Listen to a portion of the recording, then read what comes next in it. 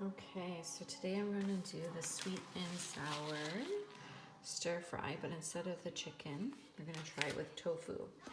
So I don't know if anyone presses their own tofu at home or uses tofu, but this is the great way to make sure that the tofu is nice and crispy, is to press it. So I usually do it at the beginning of the day. I just put on a plate with either paper towel or you just use the cloth, and then press it with some heavy books, usually cookbooks work. And then it's nice and dry and most of the moisture is removed. And then I can just chop it and add it to the wok. Okay, so it's now time to chop the tofu. I just cut it in half. And then I usually cube it, but you could do triangles too if you wanted to. Sometimes that's a lot of fun. Sorry about that. So easy peasy to chop the tofu.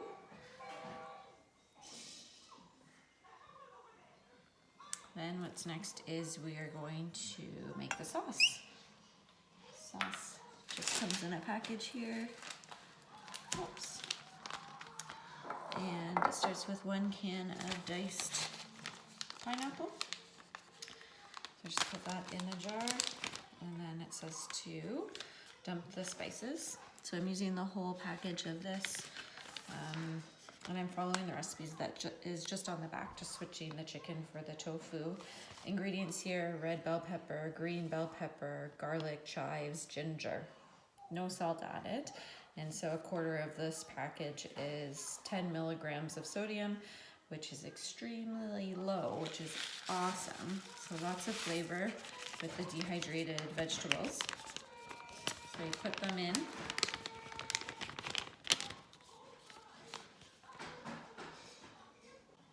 And if you open the package, you can just smell the aroma of this. It's absolutely fantastic. So the next thing is to add 2 tablespoons of vinegar. I'm using rice vinegar today, if you can see that. Or you can use just white vinegar, but I didn't have any, so I'm doing the rice, which I think will taste okay.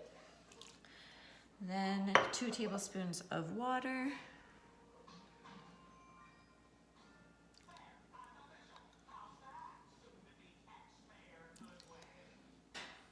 And 2 tablespoons of low sodium soy sauce. So this is where the sodium's coming from in the meal. This is the low sodium version. It says less sodium on the front, but it is still high in sodium. So if you're doing 2 tablespoons and this serves 4 people, then it's about 1/4 of a tablespoon per person. And I believe that works out to, the package here says that it is 11% of our daily value, which is still very low for a meal, around 200 to 300 milligrams for the meal, so that's perfect. Definitely something that works with a heart-healthy diet. So now that's it. That's the sauce, and we can stir it. I'll just use my tablespoon here, but probably better to use a spoon. And we'll set this aside. Next I have it's great, oh, it smells so good. Next I have the green beans. So you can do snow peas or green beans. I'm putting them in the Epicure steamer, microwavable steamer, and just cut them up, wash them, put the lid on top, and I'm gonna plop it into the microwave for about, I'm gonna try 3 minutes and see how that goes, so that it's nice and steamed, and I can just put it or add it to the stir fry when it's done. Okay, so we move to the stove. I just wanted to show you, this is an optional step to make tofu just a little bit more crispy and hard. It's a texture thing, so definitely you don't have to do it. But all I did was I cubed it, which you saw, and then I put it on a sheet pan, put it in the oven at 425 for probably like 10 minutes. and that's it. It just becomes a little bit more firm and crunchy, so like I said, a texture thing. Otherwise, you could just cut it like you saw me do, and you can plop it right into a wok or some kind of a frying pan. So I have a wok here. I'm gonna replace that with, and we'll start with some heart-healthy olive oil. I do recommend always cooking with olive oil. Extra virgin is something you want to look for when you are cooking with olive oil, and also like a darker bottle would be best, because when it's stored, you don't want it to be exposed to light. When the light hits it for too long, the antioxidants in the olive oil can actually start to deteriorate. So the darker the bottle, the better. And then extra virgin just means that it's the first press, so it hasn't been processed too much, and all the great antioxidants and phytochemicals are still intact. So I just added about a tablespoon in there, and then I'm just gonna toss in the cubed tofu here.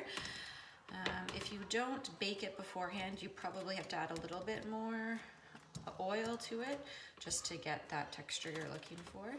But otherwise, I'll just show you, it just looks a little bit more toasted than the soft tofu that it was when I cut it. This tofu I actually bought was firm. I prefer firm tofu, but some people prefer medium. Totally up to you. I would try and see what your preference is. When I was looking up the recipe on Epicure, they were suggesting medium firm, so it really, I don't think makes too much of a difference, but I think it is a preference thing. So all the tofu's in there, and we're going to put it on about medium-high heat, coat it for a second, and then all we really have to do is add the sauce that we made. So I have the sauce here, still in that same bowl, and if you don't pre-bake it, you may want to toss it or fry it for a couple more minutes than what I'm going to do here, which is just a quick pan fry.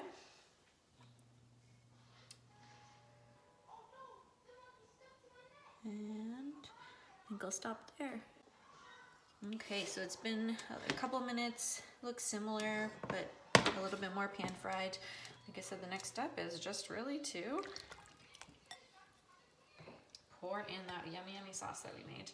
And boy, does that smell good. Whew.